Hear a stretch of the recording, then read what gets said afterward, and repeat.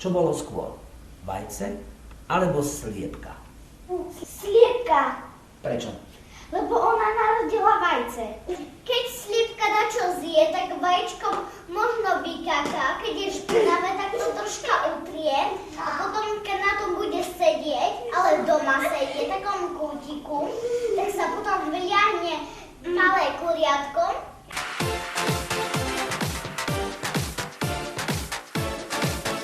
Viete, čo znamená, keď sa povie, že ja som dnes po opici, alebo ja som mal včera opicu.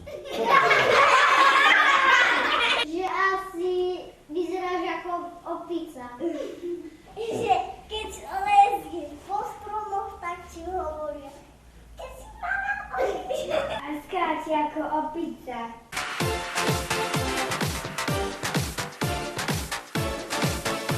Čo znamená, keď sa povie, že kto druhému jamu kope, sám do nej spadne.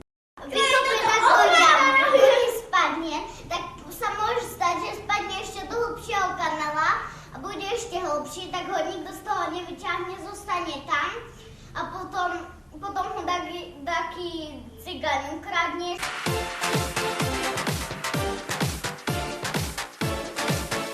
Viete, čo to znamená také slovo, že inžinier? To je inžinier, lebo roznáša papiere. Mne sa zdá, že asi inžinier robí maltu. Inžinier maltu. A čo robí taký docent? Donáša.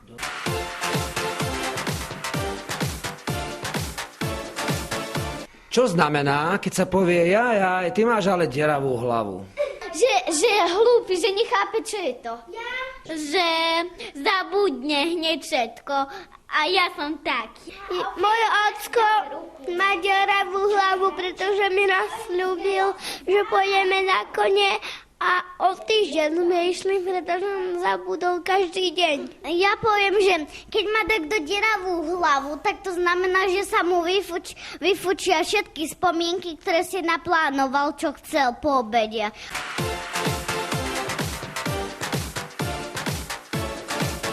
Prečo je toľko veľa vtipov o policajtoch? Čo sú policajti smiešní? Nie. Ja by som povedala, že policajti vôbec nie sú smiešní, lebo policajti sa pozerajú po ceste a keď policajti idú rýchlo a koho predbehne policajta, tak potom ho dajú do väzenia a spýtajú sa ho, prečo ho predbehli. A policajti sa hnevajú, že majú pomalšie auta? Že oni nestíhajú? Nie lenže policajti nemôže nikto predbiehať, alebo potom ho dajú do basy. Policajti chcú byť ešte viac ako ženy. Keď ideš veľmi rýchlo, tak oni ťa dajú do basy alebo do väzenia. A viete, čo sa v takom väzení robí? Kto vie, čo sa v takom väzení robí? Vo väzení musíš čakať, kým ťa pustia. Vo väzení sa sedí? Áno, lebo tam... Tam sa nemôže stáť? Áno, tam je taká lavička, tam je aj seno, alebo aj slama. Vo väzení je seno, slama, stolička. A čo je ešte vo väzení?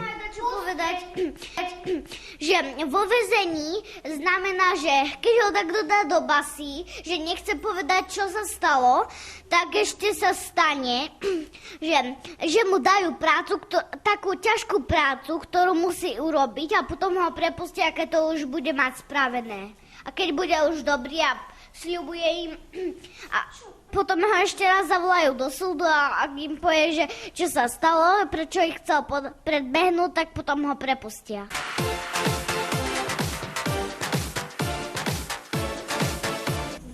Kto je hlava rodiny?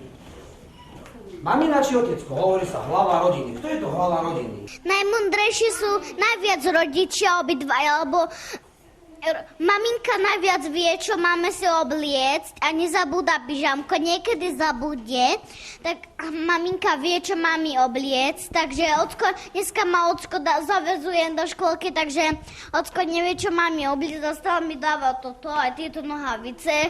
Či som si pokvickala mliekom a starka mi to namočila a potom mi to dala na derátor, aby to vyschlo. No, kto je hlava rodiny? Hlava rodiny je mama, lebo maminy na nič nezabudnú. Lebo oni upratujú, počúvajte ma, že maminy majú ľahšie práce, ale veľa, a tatinovia majú málo práce, ale takšie. Hlava rodiny je asi maminka, lebo ozaj ona má menej, ona má viac ako ocko, lebo ocko nevie, čo si má. Ocko nevie, čo má mne dať. Ešte to znamená, že maminy zabudnú na niektoré veci, že umyť kvetinač, alebo vypestovať si Ocko potom musí poriať kvetináč. Hej. A ty si ešte nebol, ty mi povedz.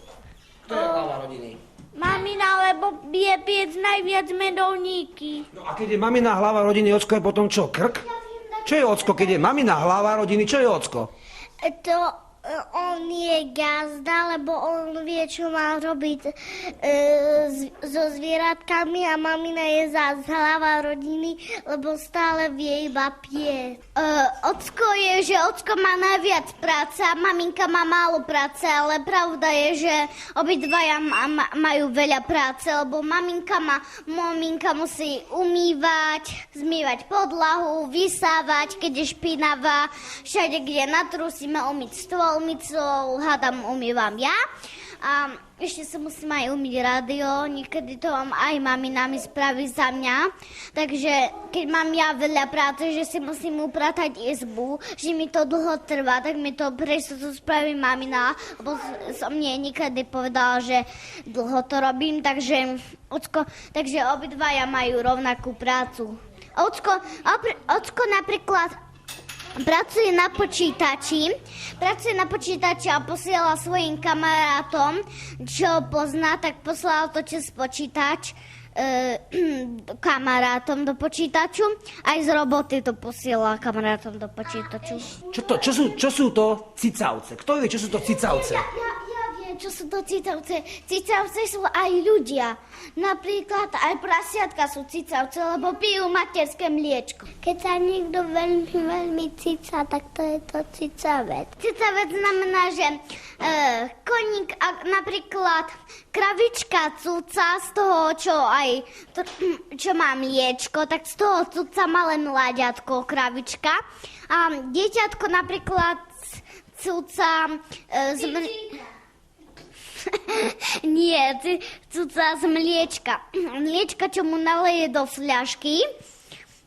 Také mliečka, bábätko, keď je bábätko, tak bábätko je bábätko a bábätko napríklad pije iba mliečko, lebo bábätko ešte nie je piť kakauko. No a keď sa povie, že tebe tečie ešte mlieko po brade, čo to znamená? Tebe tečie mlieko po brade. To znamená, že napríklad mačička pije mlieko, no a potom všetko vypila, no tak jej potom kvapka na zem, na podlahu. A znamená, že keď mu kvapka dole po brade, tak to znamená, že nemá pod bradík, že pije ako opitý. Keď ješ polievku, tak keď neotvoríš veľké ústa, tak ti môže aj tiec po brade polievka niekedy.